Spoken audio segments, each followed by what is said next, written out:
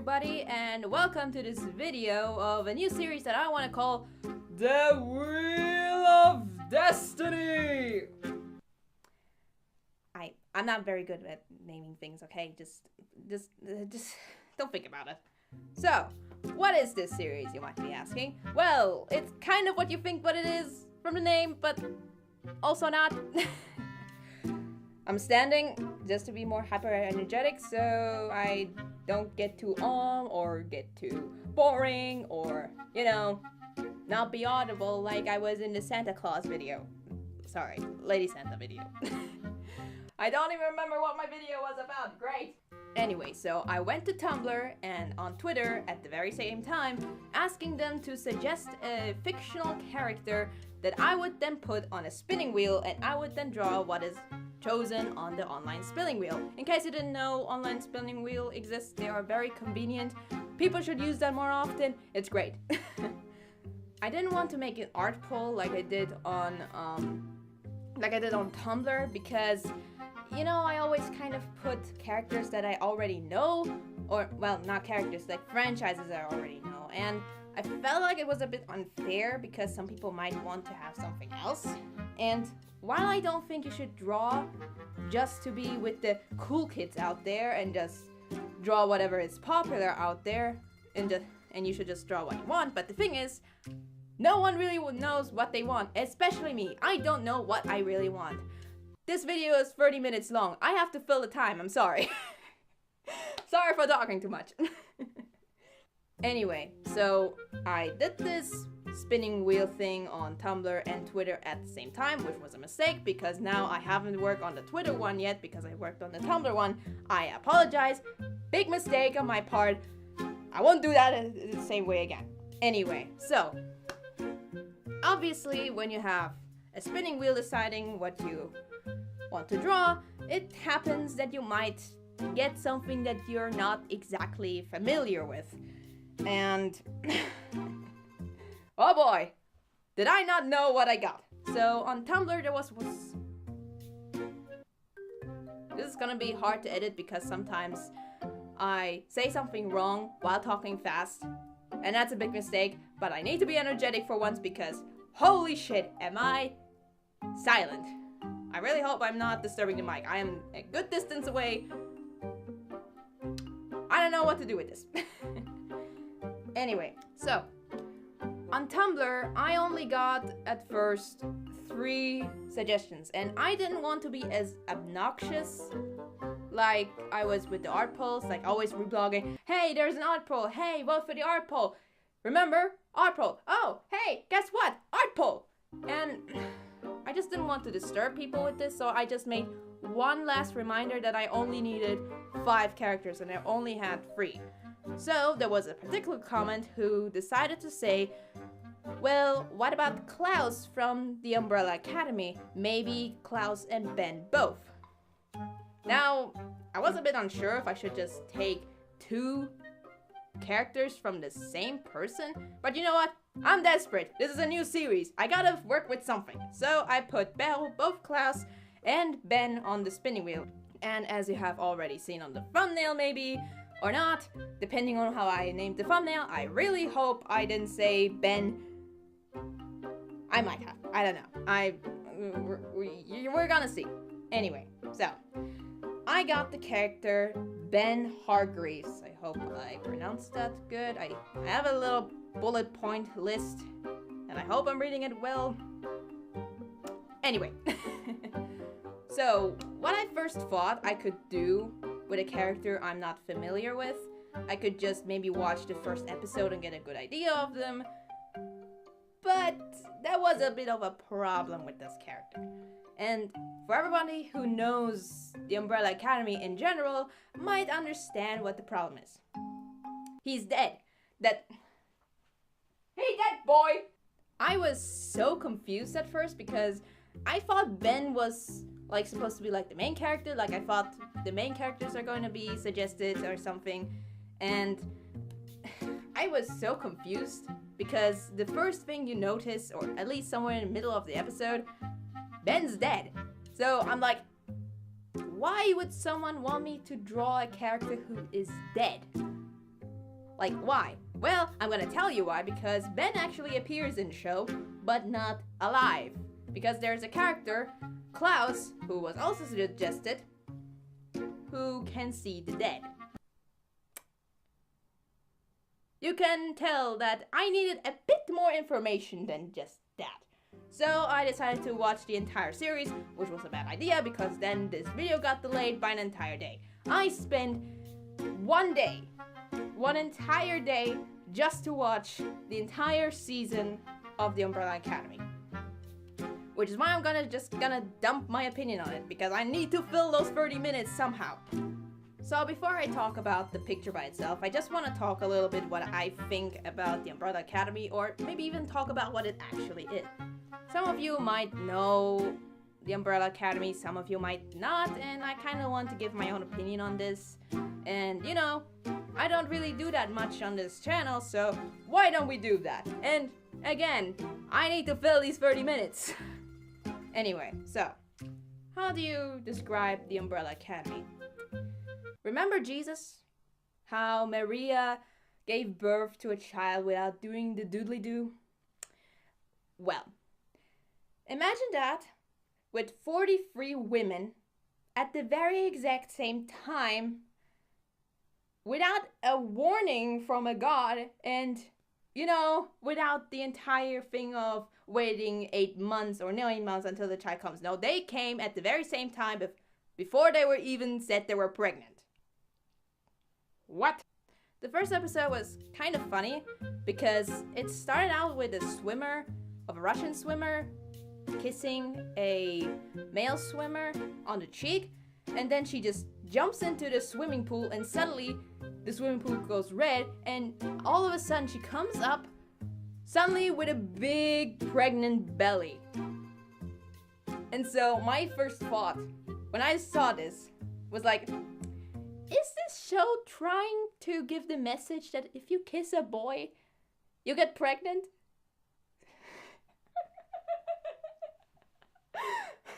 Let me tell you, I did not expect that. So it's basically about a guy, an old dude, I forgot his name, but his surname is Hargreaves, who adopts 7 of these miraculous children in order to make them superheroes, because it turns out that they all have superpowers. Well, except one of them, but that'd be a bit spoiler territory if I explain too much about the 7th one.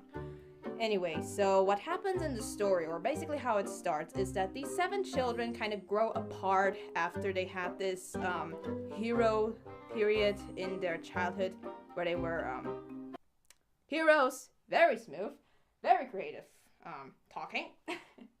And what happens is that they grow apart and suddenly the old man dies. And the 7 children come together to his funeral.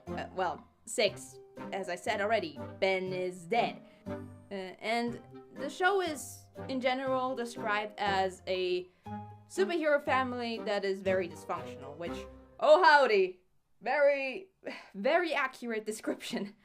So I don't want to talk too much about what this story is about, because I think a lot of it is kind of spoiler territory. Even what happens within the first episode, there's something happens, and I feel like it's something that everybody has to kind of experience themselves. And even if you've read the comics, which this Netflix series is based on, there are a lot of changes as far as I heard, because I also looked at some videos for comparisons, and there are a lot of changes, so I still recommend watching it because it did some things different, and I personally think there were interesting changes. So, would I recommend it? Well, at first I want to maybe talk about, in general, what I like and dislike.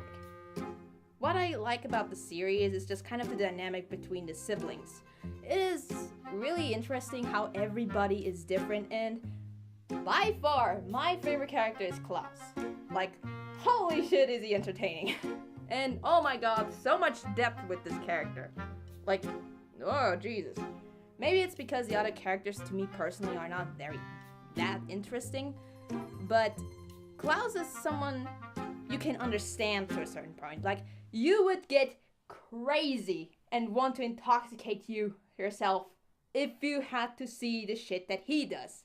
Like, how do you even respond to the fact that you see dead people? Not good. That's what you're doing. Klaus is definitely the one thing I like the most about the series. The rest is kind of like interesting plot. It gets into a different interesting direction. I don't want to spoil much, so I'm trying to be vague about what happens in the show, but let's just say it's very interesting and it goes a bit slow. It sometimes feels like not much happens, even though a lot of things happen at the same time. Maybe it's because they're always somewhere in the same area, the same big mansion that they sometimes are. But it sometimes feels like not much happens, even though, again, a lot of things happen at the very same time. It can get a bit confusing sometimes what is even happening, but I feel like it is most of the time really on point, and you can understand what's happening. Even if you're not necessarily following every single step, you have at least somewhat of an idea of what's going on. Maybe it's just me getting a bit confused sometimes why certain things happen, or why certain people don't do certain things that they're supposed to do, or why there is a fucking monkey in the mansion who's talking and old for some reason. Where does he fucking come from? I'm sorry, There are a lot of things left open in the end of the series. Like, let me already give you a spoiler. The death of Ben is never said. Not even in the comics, apparently. His death is a mystery, or how it really happened. There's only this suggestion that, or, well, better the theory, that the monsters that come out of his stomach, I guess, must have killed him in some way. But it's never really explained, and it's kind of hinted at that Luther had something to do with it. I know I'm throwing around names that you might have absolutely no idea of, but trust me, I want you to watch the series in order to understand what I'm talking about. Anyway, so I kind of like the premise. I like how it kind of goes into the direction of X-Men and the whole family dysfunction aspect, like The Incredibles. I kind of like that a lot. What I don't like about the series is that, oh boy, how do I even explain what's wrong with this? Again, I don't want to go into spoiler territory, but in the first episode already, you understand that two of the siblings have romantic attractions to each other. Now, they're not related by blood, but just the simple fact that they grew up together like siblings, like they called each other or considered each other sisters and brothers, it feels so wrong, like so weird. Like, who thought this was a good idea? Like, who thought this was good? Like, okay, tackling the subject of incest is actually not necessarily a bad thing. It can be interestingly explored in a story, but they all pretend though that this was fine. Like, no one objects to it. Like, no one thinks it's weird at all. No one points it out how, dude, this is your sister. And you don't even get these kinds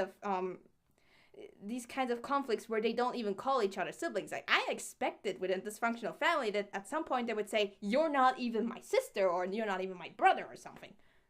They don't look at that at all, and I feel like this would be the biggest thing they would concentrate on when they have a dysfunctional family of family members that aren't even related to each other, but they don't even look at that, which, I mean, okay, I can have that, but then just don't have them in a romantic relationship and not question anything then. Like, what? Anyway, so in general, I'm just a bit conflicted about that whole romance part between Allison and Luther, but there are also some confusing parts about certain things that happen in the series, and a lot of things that are left open. Like, what happened to the other 63 children?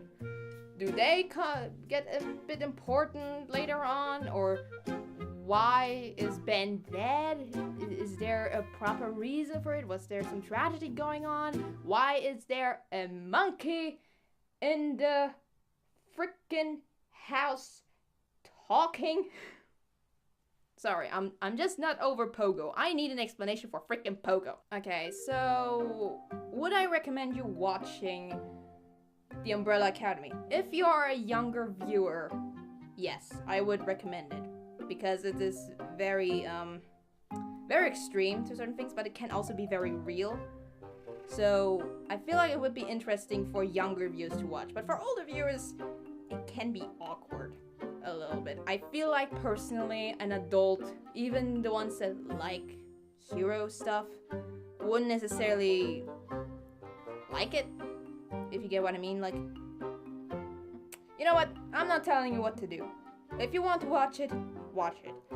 There are some awkward moments in the show, like, it's not as awkward as it probably could be, like other teenage drama shows, but I feel like it is a bit difficult to like, is what I'm saying. I personally liked it to a certain degree, and it left me with a lot of questions, which is a good thing, because I want to see what the answers to those questions are, and so I'm probably gonna watch the second season.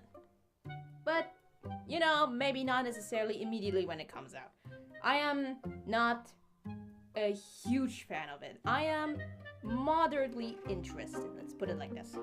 So go watch it and say in the comments what you think about it if you've read it or watched it. Say in the comments what you think about. And now let's talk about the actual thing that I should probably be talking about, and that is the actual piece I have to do. First of all, I want to disclaim that I'm probably not going to watch a series or a gameplay of the characters that you suggest me next time, because I lost a lot of time just trying to understand who the character is, and probably next time I'm just going to search like best of moments of the character or just read summaries, but I'm probably not gonna watch the entire thing. If I'm interested, I might get into it, because the whole point of me giving you the freedom to suggest anything other than what I am familiar with is also for me to get an opportunity to look for things that I'm not used to, like getting the opportunity to get myself exposed to new things, because I'm usually always in this niche of anime, what kind of animes I watch, or shows that I watch, or cartoons that I watch, or things that I like to play or something. So it's always good to see like something new. So if these best of moments are really cool and stuff, I might consider it. But I'm probably not gonna watch the entire thing and read all these theory videos like I did for the Umbrella Academy. So that went on a tangent. So let's talk about the speed paint for a second. Except that I need to point something out. You might have noticed... Whoa, that went my voice. Whew. You might have noticed that the speed paints of mine are sometimes very boxy, very pixelated, and the reason for that is not actually the screen recorder. This is one of the few times I actually looked at the screen recording first, instead of just directly going to the editing thing, which doesn't really need an explanation. I just did this time for once, and I realized the recording itself was actually fine. It was only after I started editing on the Windows Filmmaker thing, I don't know what the hell it was called, Movie Maker. When I started the editing on the Movie Maker, that the quality went down. And the problem is that sometimes when I have to edit more stuff out than I should, sometimes I do it like one row. Like at first I just edit a few things out from each recording. I always make like the recordings in portions, like always after 30 minutes. And then I edit again, where I put them all together, and then export it again, because when I then try to fasten them up independently, it gets a little longer to export. And then I edit it again, and then fasten the video. And sometimes I go back inside again to edit things out where I, for example, do not do anything in the recording. Like my cat, at the time I was drawing this, annoyed me a lot, so I left the screen sometimes empty, so it would happen that you would see a blank page. So blank page. Just a few seconds of not doing anything. And so I would go again into the editing to cut it out. And so it kind of goes always a little bit less in quality. Like instead of being consistently 720 HP, it would kind of go a little bit even worse because it would always try to adjust itself with this 720 HP instead of being consistent with it. And it would just go lower and lower and lower and lower with the quality until it gets very boxy. It's not that bad to me, but I can understand when someone looks at it and thinks, wow, this video was badly edited. Which you're right. But the thing is, the programs I have on my laptop that I also have, like Filmora and VSCD, whatever, that one free program. Filmora I paid for, but the moment I try to edit something, it gets slower. And so, whenever I put something on it that should happen at the same time as another picture, it just slows down. And whenever I try to adjust it to like the audio, like I did for Santa Claus, like Santa, for example, it just would not sync up no matter what I do. So Windows Movie Maker is the only thing I can properly use without getting into these problems. Like I still used the other programs in order to make things a bit more aesthetically pleasing, where I don't need to sync up things. But that's why the videos are very boxy, in case you were curious. I probably told you to skip, so I hope you skipped it, because that was a long tangent. Anyway, let's talk about the art piece. So, since Ben is dead, I had to get a bit creative about how I wanted to present him. And I didn't want to directly spoil things by just the image by itself, but I wanted to kind of like hint at what happens at the end of the series. So what I had in mind is that I have him like look back and kind of having his body facing the darkness that is the weather, which you can't even see the clouds anymore with all the edits I did with the image, which really was dumb. Why did I do that?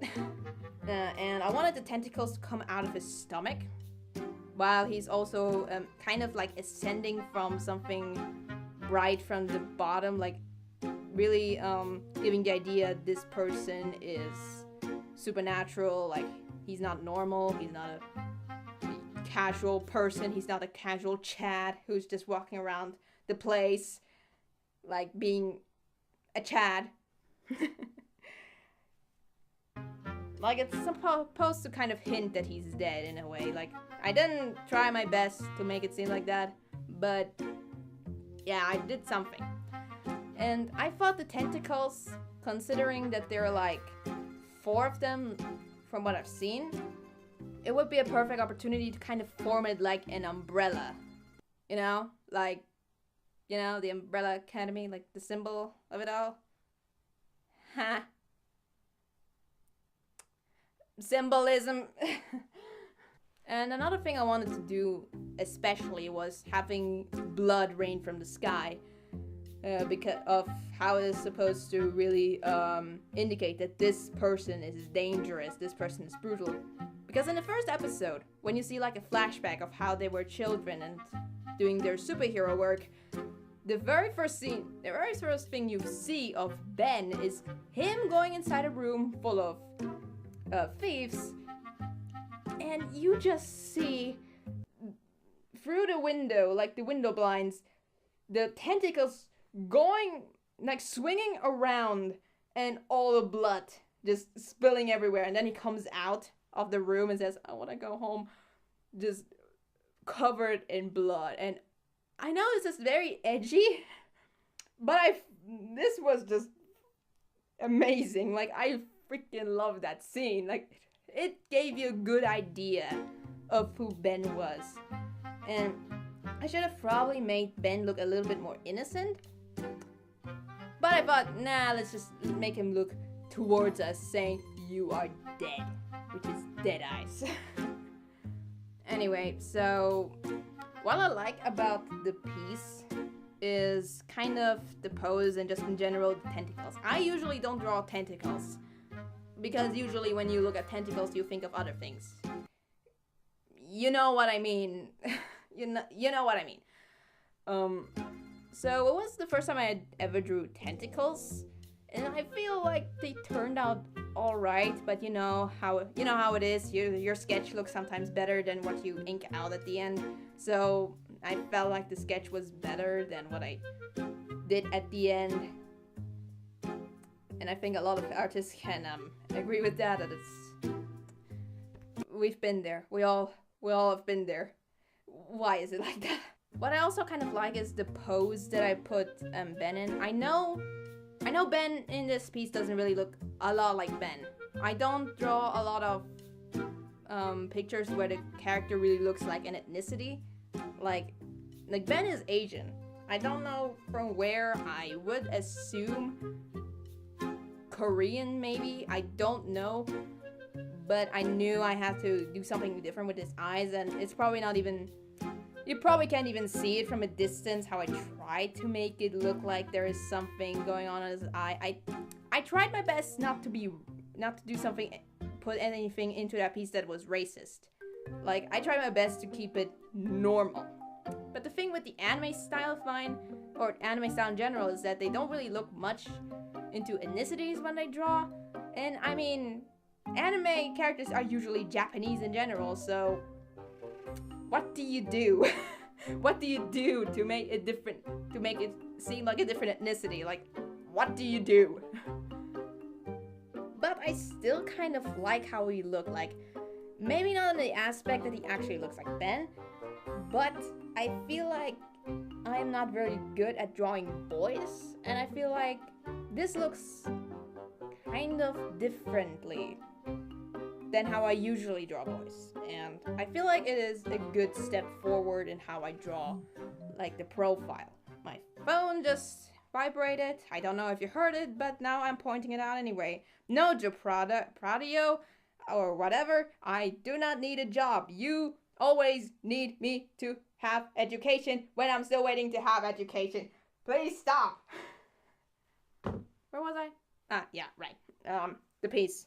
Again, he doesn't look like Ben, but I like the way I did the profile. Like, it might not look like Ben, but it looks a bit different than I usually draw it, and I feel like this is a step forward. Anyway, what I do not like about the piece, I'll be honest, I don't like the color composition of it. I don't like it at all.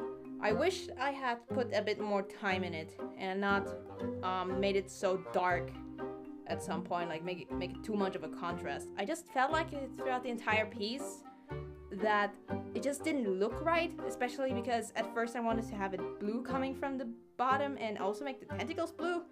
But when I looked at the images that I found about Ben, I noticed in the one time where we actually see the tentacles in cartoon form, they're red. And that completely threw me off. Like, I did not know what to do with the colors at this point. I was so confused what to do, because I had this whole plan of making it blue and just have only the drops of red kind of, you know, put in the redness of the piece. But now, or even make it black, but now I just got so confused with the colors. Like, how am I supposed to do the shading now? How is the whole picture supposed to look like? And then I just kind of played around with the colors as much as I could, and it's just a mess.